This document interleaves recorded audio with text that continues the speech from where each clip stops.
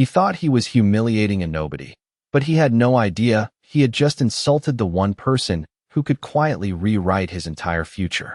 The glass doors of the dealership slid open with a soft hiss, and Emily Carter stepped inside, her worn sneakers barely making a sound against the polished marble floor. Sunlight poured through the towering windows, reflecting off rows of luxury cars lined up like trophies, sleek black sedans, metallic silver coupes, each one gleaming under the showroom lights. Emily paused for a moment, taking it all in, her expression calm, almost curious, as if she had stepped into a place she had seen before in a different life. Her jeans were simple, slightly faded at the knees, and her white blouse carried the faint creases of a long morning. Nothing about her appearance matched the quiet opulence surrounding her, and that contrast did not go unnoticed. From across the room, Jason Blake adjusted his tailored navy suit, his sharp eyes narrowing the moment he spotted her. Years in luxury sales had trained him to read people in seconds, to separate serious buyers from what he privately called time wasters. And in his mind, Emily had already been categorized before she even took her second step inside. He approached with a practiced smile that never quite reached his eyes, his polished shoes clicking confidently against the floor, each step echoing through the spacious room. "Can I help you?" he asked, his tone smooth but edged with something colder beneath the surface. Emily turned toward him, her gaze steady, unhurried, as if she had expected this exact moment. "Yes," she said softly, her voice even. "I was hoping to take a look at that model over there." She gestured toward a midnight blue luxury coupe displayed on a raised platform under a spotlight. For a brief second, Jason followed her hand, then let out a quiet, almost imperceptible chuckle. He had seen this before, people pointing at cars they could never afford, treating the showroom like a museum. "That vehicle starts at over $300,000, he replied, emphasizing each word just enough to draw attention from nearby staff. A few heads turned. A couple of younger sales associates exchanged glances, faint smirks forming as they pretended to stay busy. Emily didn't react. She simply nodded once, as if the number meant nothing more than a detail, then looked back at the car. Her silence lingered just long enough to make Jason uncomfortable, but instead of reconsidering, he leaned further into his assumption. "We usually recommend scheduling a private appointment for serious inquiries," he continued, his voice slightly louder now, designed to carry. "Or perhaps you'd be more comfortable looking at our pre-owned inventory. It's in a different building." The words hung in the air, sharp and deliberate. The room shifted subtly, the quiet hum of conversation fading into a watchful stillness. Emily's fingers brushed lightly against the strap of her bag, her posture unchanged, her expression unreadable. There was no embarrassment in her eyes, no rush to defend herself, only a calm that felt strangely out of place in a moment built on judgment. She took a small step forward, her gaze returning to the car once more. "I'd still like to see the interior," she said, her tone unchanged, almost gentle. For a split second, Jason froze, caught between irritation and disbelief. Then his smile returned, tighter this time, less patient. Around them, the air seemed to thicken, the tension building in quiet layers, invisible but undeniable. And somewhere beneath it all, unnoticed by everyone in the room, something had already begun to shift, something that would make this moment impossible to forget. Jason let out a soft, controlled laugh, the kind that carried just enough volume to draw attention without seeming obvious. But everyone nearby heard it anyway, and the faint ripple of amusement that followed told him exactly what he wanted to know. The room was on his side. "Ma'am, I do not think you understand," he said, folding his hands in front of him as if explaining something simple to a child.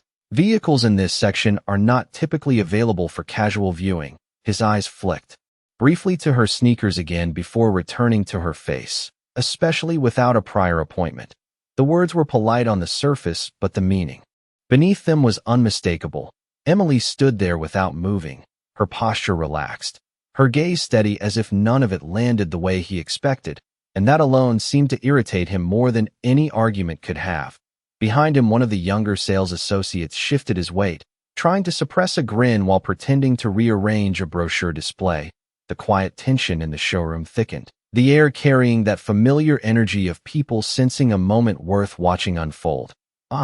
am not here casually," Emily replied, her voice calm, not raised, not defensive, simply stated, and for a fraction of a second that composure disrupted the rhythm Jason had built, but only briefly. "Of course," he said quickly, recovering, his tone sharpening just enough to reclaim control. "But serious clients typically present themselves differently." He gestured vaguely toward the polished cars, the tailored suits of other customers, the environment itself as if it were evidence. "This is a high-end dealership," he added, the implication hanging heavily in the space between them. A couple browsing nearby slowed their steps, their attention now openly fixed on the exchange. Emily's fingers tightened slightly around her bag strap, the only sign that she felt anything at all, but her expression remained unchanged, almost thoughtful, as if she were studying him rather than reacting to him. "I would still like to see the interior," she repeated, and this time her words seemed to land differently, not because they were louder or more forceful, but because they refused to bend. Jason's smile thinned, the patience he prided himself on beginning to crack at the edges. "I am going to be very direct," he said, lowering his voice just enough to sound serious while still ensuring others could hear. "You are wasting my time." The sentence fell into the room like a stone, heavier than anything he had said before. The faint amusement around them sharpened into something more uncomfortable, but no one stepped in, no one spoke. They simply watched. Emily inhaled slowly, her shoulders rising just slightly before settling again, her eyes never leaving his. "I am prepared to make a purchase today," she said, and for a moment the words created a pause so complete it felt like the room itself held its breath. Jason blinked once, then again, and then the disbelief broke through in the form of a short, dismissive laugh, louder this time, less controlled. "A purchase," he repeated, almost incredulous. "Of a $300,000 vehicle," his voice carried now, drawing even more attention. "In cash, I assume." A few quiet chuckles echoed from the edges of the room, the kind that fed his confidence. Emily did not respond to the tone, only to the content. "Yes," she said simply, and that single word seemed to unsettle him more than anything else, because it did not match the script he had already written for her. His expression hardened, the last layer of professionalism slipping. "This is not a place for games," he said, stepping slightly closer, his presence more imposing now. "People who can afford these cars do not walk in looking like this." He gestured again, more openly this time, and the humiliation reached its peak, the unspoken dividing line between who belonged and who did not drawn clearly for everyone to see. The showroom fell into a strange, suspended silence, the kind that comes just before something breaks. Emily stood there for a long second, her face calm, but her eyes sharper now, something shifting quietly beneath the surface, and then without another word she gave a small nod, turned, and began walking toward the glass doors, her footsteps soft but deliberate against the marble floor. No one stopped her, no one apologized, and as the doors slid open and she stepped back into the sunlight, the faint sound of laughter followed her out, echoing just long enough to be remembered. Inside, Jason exhaled, adjusting his suit as if resetting the moment, unaware that the silence she left behind was not the end of the story, but the beginning of something none of them were prepared for. The afternoon sun outside felt warmer than it should have, but Emily Carter barely noticed as she stepped onto the sidewalk, the glass doors closing behind her with a quiet finality that seemed louder than any words exchanged inside. She did not look back. Not at the polished floors, not at the faces that had watched her leave, not at Jason Blake adjusting his tie with quiet satisfaction.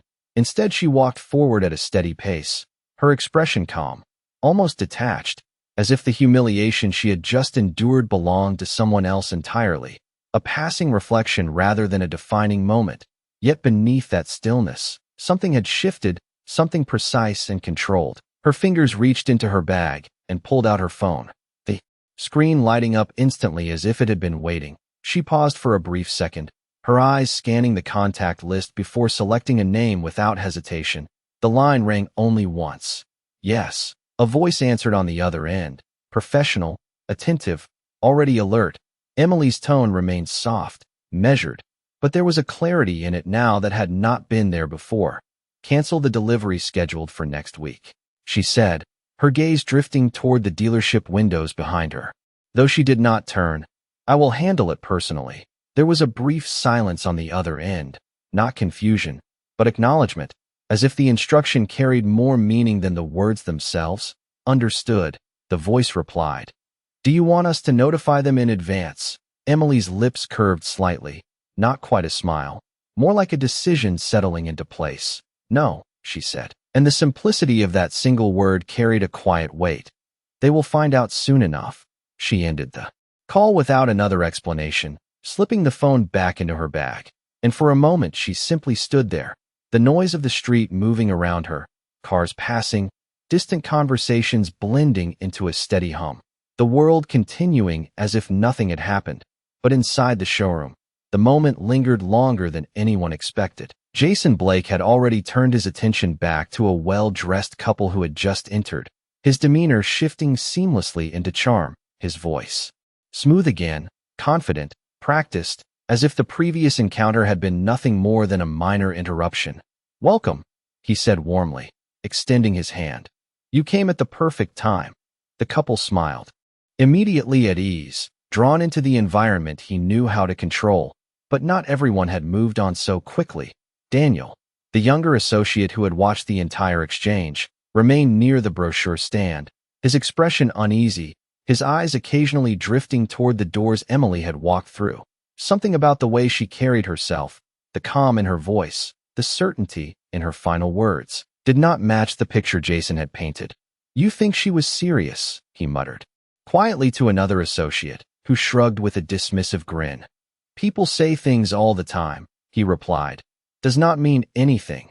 The laughter that followed was softer now, less certain, as if even they felt the edges of something they could not quite explain. Across the showroom, the manager Richard Halston stepped out of his office, drawn by the earlier tension he had sensed but not witnessed, his sharp eyes scanning the room. "Everything all right?" he asked, his tone neutral but observant. Jason nodded immediately, his confidence unwavering. "Just a misunderstanding," he said smoothly.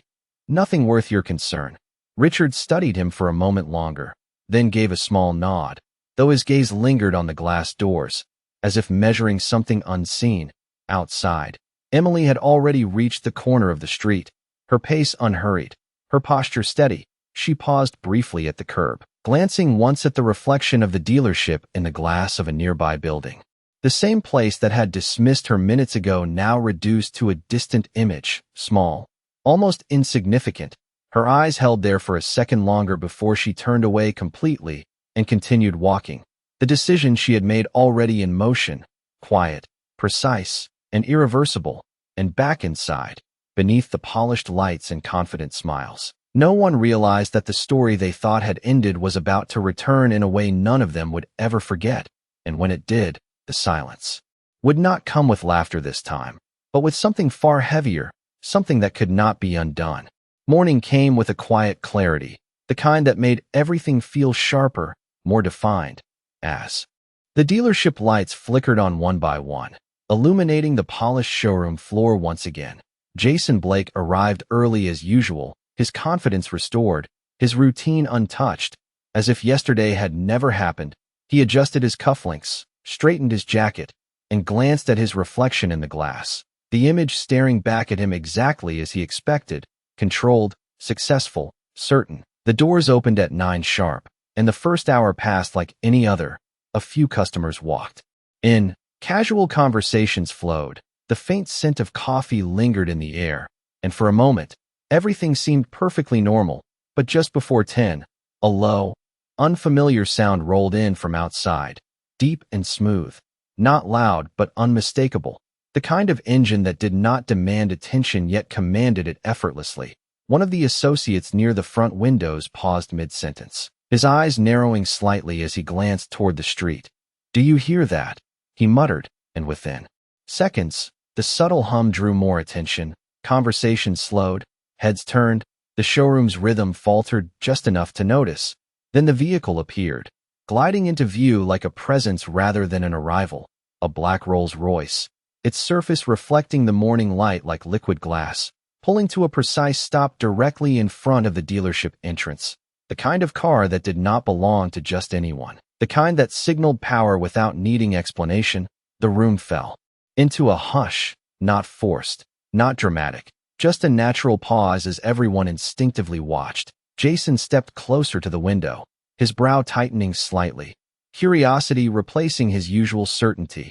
"Must be a high-profile client," he said under his breath, already preparing the version of himself reserved for people he considered important. Outside, the driver stepped out first, his movements deliberate, professional, opening the rear door with quiet precision, and for a brief second, nothing happened, that small delay stretching the moment just enough to heighten the anticipation. Then a figure emerged, calm, unhurried, familiar in a way that did not register immediately. Emily Carter stepped onto the pavement, her posture the same as the day before, steady, composed, but everything around her had changed. Her outfit was still simple, understated, but now framed by something undeniable, the presence of the vehicle behind her, the driver waiting respectfully at her side, the quiet authority that followed her every movement. Inside, Daniel's eyes widened first, recognition hitting him like a sudden realization he could not ignore. "That is her," he whispered, barely audible, and the words seemed to ripple through the room. Jason froze for a fraction of a second, his mind struggling to reconcile the image in front of him with the one he had dismissed less than 24 hours earlier. The confidence in his expression faltered, just slightly, almost imperceptibly, but enough to shift something in the air. Emily walked toward the entrance without hesitation, the glass doors sliding open before her, as if responding to a presence they now understood. The room that had once watched her leave now stood in quiet anticipation. No laughter, no whispers, just a stillness that felt heavier than before. Each step she took echoed softly against the marble floor, measured, controlled, and as she crossed the threshold, her eyes moved across the showroom, not searching, not uncertain, but knowing exactly where to look. Jason straightened instinctively, his posture adjusting, his expression shifting into something more cautious, more aware, as the realization began to settle in, slow but undeniable, that whatever he thought he understood yesterday, he had been completely wrong, and this time, there would be no easy dismissal, no quick recovery, because the moment unfolding in front of him was not one he controlled anymore. It was one he had already set into motion himself, and now, all he could do was stand there and watch as it came back to meet him. Emily did not rush, and that was the first thing everyone noticed. She did not walk like someone trying to prove a point. She walked like someone who already knew it had been proven, her steps steady across the marble floor, her gaze level, calm, and when she finally stopped a few feet from Jason Blake, the silence in the showroom settled into something almost tangible. No one moved. No one spoke. Even the faint background music seemed to fade into nothing. Jason opened his mouth, but for the first time since he had started working in that dealership, the words did not come easily. "Miss Carter," he said finally, forcing a smile that no longer felt natural, his voice carefully measured. "Welcome back." The shift in his tone did not go unnoticed. It was subtle, but unmistakable. The confidence now edged with caution, with something closer to uncertainty. Emily looked at him for a moment, not with anger, not with satisfaction, but with a quiet clarity that made it impossible to misread her. "Thank you," she replied simply, her voice just as steady as the day before, as if nothing had changed, and yet everything had. Jason glanced briefly toward the front windows, where the Rolls-Royce still waited, its presence now undeniable, then back at her, trying to recover control of a situation that had already slipped beyond his reach. "I apologize if there was any misunderstanding yesterday," he continued, the words coming faster now, smoother, practiced. "We take pride in offering the highest level of service to all of our clients." The sentence sounded polished, but the room felt the difference. This was not confidence anymore. This was correction. Emily let a brief silence pass before responding, just long enough to let his words settle. "There was no misunderstanding," she said quietly, and that single sentence seemed to land heavier than anything else she could have said. Jason's expression flickered, just slightly, as the weight of it registered. Behind him, Richard Halston had stepped closer, his presence more alert now, his eyes moving between them, sensing the shift in tone, the change in power. "Is there something we can assist you with today?" Richard asked, his voice calm but attentive, stepping into the moment with the awareness that something important was unfolding. Emily turned her gaze toward him, acknowledging him with a small nod. "Yes," she said. "I would like to continue where we left off." The words were simple, but the implication was clear. The room seemed to hold its breath again. Jason straightened instinctively, trying to regain his role. "Of course," he said quickly. "I would be more than happy to personally assist you." But the eagerness in his tone betrayed him. It was no longer the controlled authority he had displayed before. It was something closer to urgency. Emily looked at him, then past him, her eyes moving briefly across the showroom, taking in the staff, the customers, the same space that had judged her just 1 day ago. "No," she said gently, and the words stopped him mid-movement. "I think someone else should handle it." The shift was immediate. Jason froze, his hands still half extended, the room falling into a deeper silence. Daniel, standing a few steps away, felt his heart tighten as Emily's gaze settled on him. Not commanding, not demanding, simply choosing. "You," she said, her voice calm. "You can show me the car." Daniel blinked, caught off guard, glancing instinctively at Jason before stepping forward. Uncertain but respectful. "Yes, ma'am," he replied, his voice steady despite the tension. Jason's expression hardened for a fraction of a second before he forced it back into neutrality. But the damage was done. The shift in authority, the quiet reassignment, had been witnessed by everyone in the room. Emily turned slightly, following Daniel toward the display platform, her posture unchanged, her pace unhurried. And as she walked away, Jason remained where he stood, the realization settling in. Fully now, not in a single moment, but in a slow, undeniable collapse of certainty. Because this was no longer about a sale. It was about something far deeper, something he could not undo with a smile or a polished apology. And as the showroom watched her move forward, guided now by someone who had not dismissed her, the silence that followed was not filled with laughter, but with something far more lasting, something that lingered long after the moment itself had passed. Daniel's hands were steady, but his mind was not, as he approached the midnight blue coupe with Emily beside him, the same car that had become the center of everything, its polished surface reflecting both of them now, but in a way that felt completely different from the day before. "This is the Azure Limited Edition," Daniel began, his voice respectful, measured, no trace of condescension, only focus. Handcrafted interior, 12-cylinder engine, 0 to 60 in under 4 seconds. He paused briefly, glancing at her as if waiting for permission to continue rather than assuming it. Emily nodded once, her eyes already scanning the details of the vehicle with quiet familiarity. Not curiosity, not admiration, but recognition, as if she already knew what he was about to say before he said it. Daniel reached for the handle and opened the door carefully, stepping slightly aside to give her space. "Please," he said, and there was something genuine in that single word, something that shifted the energy even further. Emily leaned slightly, her fingers brushing along the edge of the door, the leather interior catching the light as she looked inside. Her expression thoughtful, almost analytical. She did not rush, did not react the way most customers did when faced with luxury. There was no visible excitement, only consideration, the kind that came from someone who understood value beyond price. Behind them, Jason remained where he stood, but his attention had not moved, his eyes fixed on the interaction, watching every detail, every word, every shift in tone, and for the first time, he began to notice what he had missed before, the way Emily carried herself, the calm certainty, the absence of hesitation. None of it matched the assumptions he had made, and that realization settled heavily. Across the room, Richard Halston stepped closer again, his expression more focused now, his instincts telling him this was no ordinary situation. "Miss Carter," he said, addressing her directly, his tone respectful. "If there is anything you require, please let me know personally." Emily turned slightly toward him, acknowledging him with a small nod. "There is," she said, and the room seemed to tighten once more. Her voice remained calm, but there was a clarity in it that commanded attention without force. "I would like to finalize the purchase today."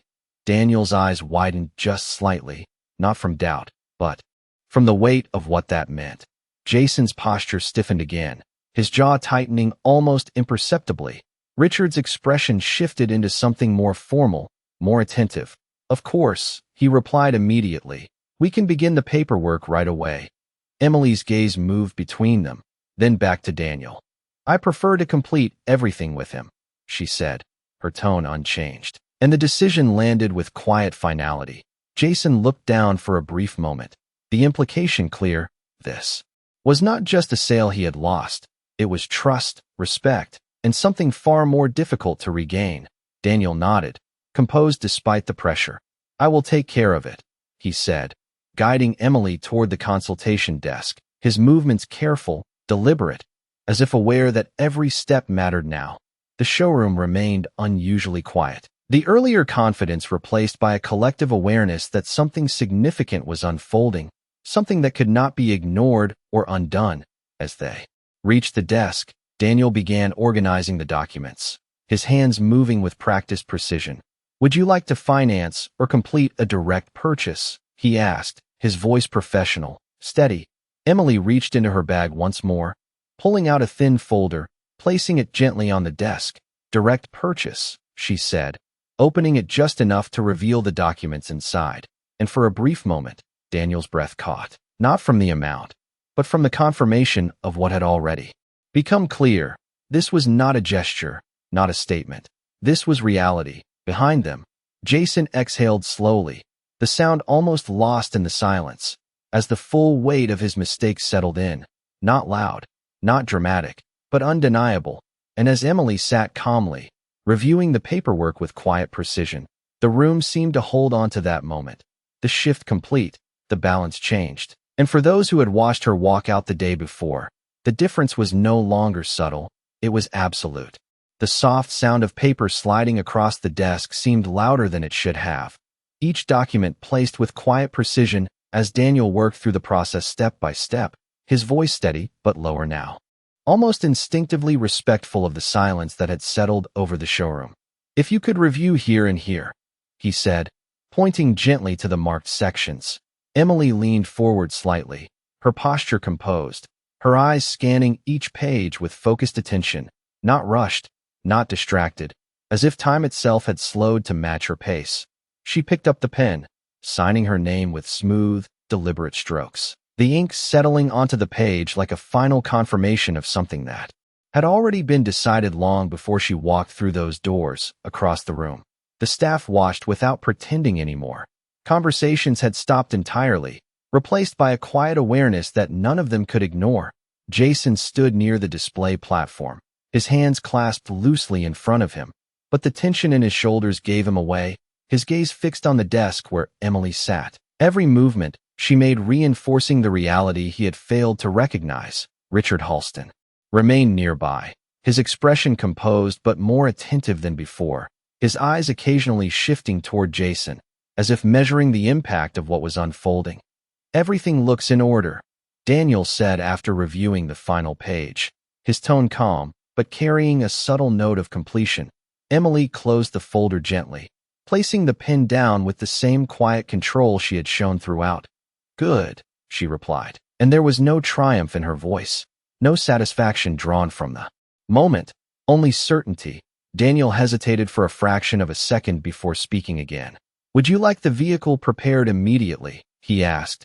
Emily nodded once. "Yes," she said, then paused briefly, her gaze shifting slightly, not toward the car, but toward the front of the showroom where the Rolls-Royce remained visible through the glass, a subtle contrast that did not go unnoticed. Daniel followed her glance, then looked back at her, understanding something more without needing it. Explained, "I will have it ready within 15 minutes, he said, stepping away to coordinate with the team.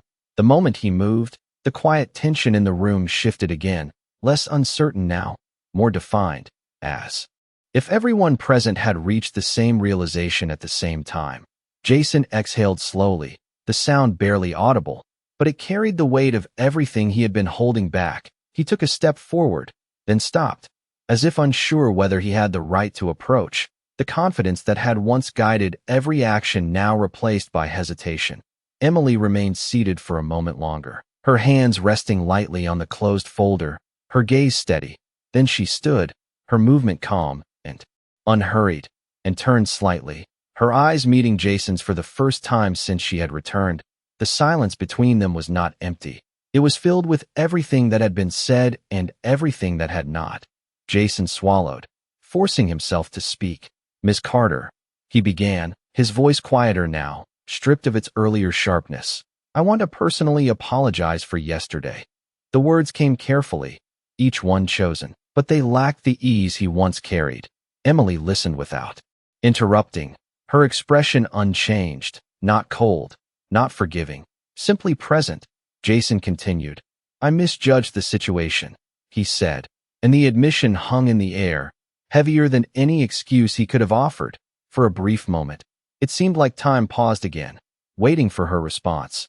Emily held his gaze for a second longer, then spoke, her voice calm, measured. "You did," she said, and nothing more. No lecture, no elaboration, just the truth, simple and complete. Jason nodded. Slowly, the weight of her words settling deeper than any reprimand could have, because there was no anger to push against, no argument to defend himself from, only the quiet clarity of a mistake that could not be undone. And as she turned away, walking toward the entrance where the staff had begun preparing the vehicle, the room followed her with their eyes, not out of curiosity anymore, but out of respect, the kind that did not come from appearance or assumption, but from something far more lasting, something they had all witnessed and none of them would forget. The showroom doors opened once more, but this time no one looked up out of curiosity. They looked because they already understood something important was happening. The deep, refined presence of the Rolls-Royce outside remained like a quiet reminder. But now it was not just a symbol, it was context.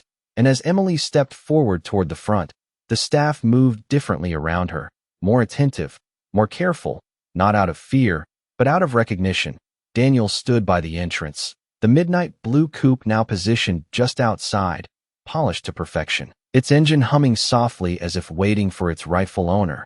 "It is ready," he said, his voice steady, respectful, and Emily gave a small nod, stepping past him with the same calm composure she had carried from the beginning. The sunlight caught the surface of the car, reflecting against the glass of the dealership, creating a moment that felt almost still, as if the world itself had paused to observe. Behind her, Richard Halston followed at a measured distance, his presence no longer that of someone managing a situation, but of someone witnessing a lesson unfold. Jason remained near the center of the showroom, unable to move forward, yet unable to look away, his posture rigid, his expression quiet, as if every instinct he had relied on had failed him at once. Outside, the driver of the Rolls-Royce stood beside the vehicle, opening the rear door once again. But this time there was no delay, no hesitation. The gesture was smooth, expected, and Emily approached without breaking stride. The contrast between the two cars now undeniable, not in value, but in meaning. She paused briefly beside the coupe, her hand resting lightly against its surface, not as someone admiring it, but as someone confirming a decision already made. Daniel stepped closer, holding out the keys with both hands, a gesture that carried more weight than the object itself. "Congratulations," he said quietly, and there was sincerity in it. Emily accepted the keys with a small nod, her expression unchanged, yet something in the moment felt complete. She turned slightly, her gaze moving across the dealership one last time, taking in the people, the space, the same environment that had once judged her without question and now stood in silence, watching, learning. Jason felt that gaze even before it reached him, and when their eyes met again, there was no tension left, only understanding, not forgiveness, not resentment, just the quiet acknowledgement of what had happened and what it meant. He lowered his gaze slightly, not out of submission, but out of recognition, because for the first time, he understood the cost of a moment he had once considered insignificant. Emily turned away without another word, stepping into the driver's seat of the coupe, the door closing with a soft, final sound. The engine responded instantly, smooth and controlled, and as she pulled forward, the Rolls-Royce followed behind her, not leading, not overshadowing, but accompanying, reinforcing what had already been made clear. The vehicles moved together down the street, disappearing gradually from view, leaving behind a silence that lingered far longer than their presence. Inside the showroom, no one spoke at first. The air still, heavy with reflection. Daniel exhaled slowly, stepping back from the entrance, his eyes following the direction they had gone, while Richard remained near the door, his expression thoughtful, as if committing the moment to memory. Jason stood where he was, unmoving, the confidence that once defined him replaced by something quieter, something more aware, because the lesson had not been loud, it had not been forced, it had simply unfolded, piece by piece, until there was nothing left to deny. And as the dealership returned slowly to its routine, the echo of that moment remained, not as a disruption, but as a reminder, one that would shape every decision that came after, long after the cars had disappeared from sight. The dealership slowly returned to its rhythm, but something invisible had changed, something that could not be polished away or reset with routine. The marble floors still reflected the overhead lights, the cars still stood in perfect alignment, and customers still walked through the glass doors. Yet the atmosphere carried a different weight now, quieter, more aware, as if every person inside had witnessed something they could not unsee. Richard Halston stood near his office, watching the floor, with a thoughtful expression. His usual sharp efficiency softened by reflection, because what had unfolded was not just a transaction. It was a moment that revealed more about his business than any sales report ever could. He turned slightly, his gaze settling on Jason, who remained near the center of the showroom, no longer the confident figure who commanded attention, but someone standing still, caught in the aftermath of his own judgment. "Jason," Richard said, his voice calm but firm, and the single word carried enough weight to draw immediate attention. Jason looked up, straightening instinctively, though the movement lacked its usual certainty. "Yes, sir," he replied, his tone respectful, but quieter now. Richard stepped closer, his eyes steady, not angry, not harsh, but clear. "We do not sell cars here," he said, and the statement seemed almost out of place at first. "We build trust." The words settled slowly, deliberate, each one measured. Jason nodded once, the meaning not lost on him, but the impact still unfolding. "Yesterday," Richard continued, "you made a decision based on what you thought you saw, not on what was real." The room around them remained quiet, the staff listening without pretending otherwise, because they knew this was not just a private conversation. It was a lesson meant for everyone. Jason swallowed, the memory of that moment replaying in his mind. Every word, every glance, every assumption, now seen from a perspective he could not ignore. "I understand," he said, and for the first time, the words were not automatic. They were honest. Richard studied him for a moment longer, then gave a small nod. "Good," he replied, "because moments like that define who we are more than anything we say afterward." He turned away without raising his voice, without needing to, because the message had already landed exactly where it needed to. Across the showroom, Daniel returned to his position, but his posture was different now, more confident, not from pride, but from understanding. He had seen the difference respect could make, the way a simple choice had shaped everything that followed, and it stayed with him, not as a victory, but as a responsibility. Customers continued to move through the space. New conversations began, new opportunities unfolded, but the memory of what had happened lingered in the background, influencing every interaction, every glance, every decision. Jason remained still for a moment longer before finally moving, his steps slower, more deliberate, as if each one carried a new awareness. He approached a customer who had just entered, but this time, his eyes did not scan for status or appearance. They focused fully, directly. "Welcome," he said. And though the word was the same, the meaning behind it had changed. Outside, the street carried on as it always did, cars passing, people moving, the world continuing without pause. And somewhere beyond the intersection, two vehicles moved forward in quiet alignment, no longer part of the scene, but leaving behind a lesson that would not fade, because what had been revealed was simple, yet lasting. Respect is not given to those who appear important. It is given to those who understand its value. And on that day, in a place built on appearances, the truth had finally been seen, not through words, not through power, but through a moment that changed everything. And the silence that followed was not empty, it was earned.